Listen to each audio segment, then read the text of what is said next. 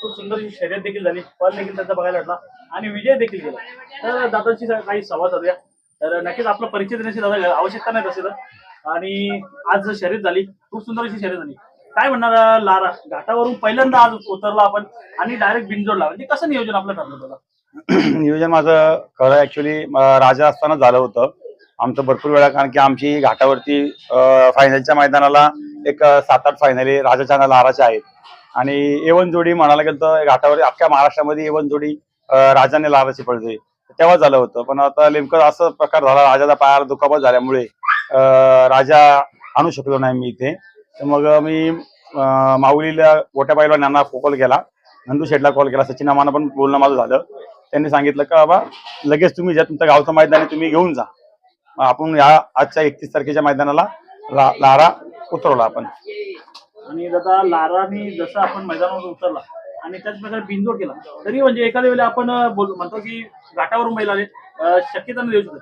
आपल्याला कशी खात्री होती का एवढ्या पब्लिक मध्ये देखील आपला लारा आपण जो उतरलोय तो नक्कीच आपलं नाव राखेल? काय म्हणजे मनामध्ये काय विचार होते? कसं झालं, सगळ्यात महत्वाला गेलं, मी कुठल्या बाहेरचा फॅन नाहीये, मी माझ्या राजाचाच फॅन आहे आणि जो तो ज्याचा बाहेरचा फॅन असतो. आणि बरेच जण असतात, बरेच जण आवडतात असतो, पण मला हा लारा म्हणजे आता माझ्याकडे उतरलाय म्हणून मी बोलत नाहीये. त्या लारा मला खरंच मला सगळ्यात आवडता बैल लारा होत. आणि मी त्या दिवशी पळायचं म्हटलं, ज्या दिवशी लारा आणि राजा पळायला असतो त्या दिवशी मी आवर्जून जातो. तर मागं आमचं एक पेट नाक्याला मैदान झालं होतं, त्या टायमाला राजा आणि लारा आम्ही पळवलं. आम्ही गटाला कमीत कमी 2-3 चकड्यांना आमची गाडी लागली होती कडन टाकून. आमच्यावर पण त्या टायमाला अन्याय झाला होता. त्या टायमाला आम्ही गाडी पळवली, गट पास करून सुद्धा आम्ही सेमीला गाडी पळवली नाही. आणखी कारण की मुद्दाम घाटावर पण या बैलांवरती असं गाडीवरती बघितलं जात होतं तर ही गाडी कशी कुठनं कडेने उलटी निघल सुलटी निघल काय ते असं करत येत होतं. त्या टायमाला गाडी खूप पळाली होती. त्या टायमाला मग आम्ही निर्णय घेतला का आता मला अंदाज होता का बाबा राजाची जागा लारा 100% चालवणार, म्हणून मी लारा उतरवला. आता लारा इकडे मुंबईत आणला, पण मुंबईत आणल्यानंतर बिनजोडचं मैदान म्हटलं तर तितकाच चांगला पैरा पाहिजे. आणि मग जर पैरा करायचं झालं तर घाटावरून पहिले अडचण तर यायला नाही पाहिजे, कारण तुमच्याकडे राजा होता. तर काय असतं, कधी कधी बिनजोड मध्ये बऱ्याचशा गोष्टी असतात, पैऱ्यावरून तर खूप अडचण असते. तर पैरा कसा काय जुळवला? 100% तो विषय आहे. आमचा महाराष्ट्र दोस्ती ग्रुप आहे, त्या दोस्ती ग्रुपनी मला बैल कुठलीही पाहिजे ती बैल मला द्यायला तयार झालेले. आणि आता याच्या पुढे पण कुठलाही बैल मला भेटत नाही असं कुठं होत नाही, पण आपल्याकडे बैल सध्या नव्हता, राजानंतर बैल आपल्याला नव्हता लागत, त्यामुळे आपल्याला पण बरोबर नव्हतं वाटत.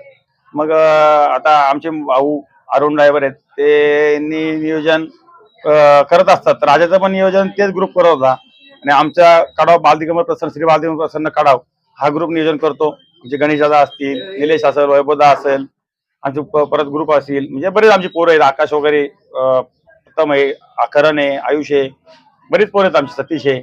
यांनी सर्वांनी चांगलं नियोजन करतात. त्यांनी पण मला खूप आग्रह केला का नाही बैल उतरवतात आपण. आणि आमची सगळ्यांची मुलांची बसून बोलणं चर्चा पण झाली. आणि माझं राजाचे चॅनल जे चालवतात एक प्रवीण घारे आणि साहिल शेख यांनी पण मला सांगितलं का आपले त्याच्यावर पेज खूप आहेत, त्याच्यामुळं आपण ती गाडी लोकांची खूप इच्छा आहे का ते आपण लारा उतरवला पाहिजे. त्या कारणाने मी तो लारा उतरवला आणि त्याच्यात यशस्वी पण झाले. 100%. ह्याच्यानंतरचं नियोजन कसं असणार आहे की मुंबईला लारा येईल तुमच्याकडे? 100% लारा पुढच्या मैदानात असेल तेव्हा लारा आपल्याच नावाने पडणार आहे. असं आपलं नंदू शेठ आणि सचिन मोठ्या पैलवान यांच्याबरोबर आपलं बोलणं झालेलं आहे. पहिला आपल्याकडे येणार आणि मग पळाल कुठं पळणार असेल तो. म्हणजे लारा आपल्याला प्रत्येक मैदानात किंवा बिंदूरच्या मोठ्या मोठ्या मैदानात, हो मोठ्या मैदानात बैल दिसणार आपल्याला इथे पळायला. बैलगाडा क्षेत्रामध्ये मैत्रीपूर्वक लढत करणं खूप गरजेचं असतं. काय म्हणणार त्याविषयी? आजची आमची मैत्रीपूर्णच लढत झालेली आहे. आजची आमची जी आहे ना एकदम मैत्रीपूर्ण लढत झालेली. थोडंफार काय आता असतात 1-2-4 जण त्यांनी थोडंफार ओरडलं असतील, पण त्यांना मी दाबायचा प्रयत्न केला. मी खाली सोडवला होतो पुढे तो परत मला आता मला माहित नाही कोण ओरडलं नाही. मी आधीच मुलांना सांगून ठेवलं होतं आमच्या का ओरडू वगैरे, पण काहीतरी आजूबाजूचा एरिया असतो, लोक गावाकडचे असतात, आमच्याकडचे त्यांना आनंद असतो. पण नाहीच आम्ही जल्लोष केला नाही. थोडक्यात आम्ही समाधान मानलं आणि आम्ही एक मैत्रीपूर्ण लढत आम्ही केली आणि अशाच शर्यती झाल्या पाहिजेत, माझं हेच म्हणणं आहे.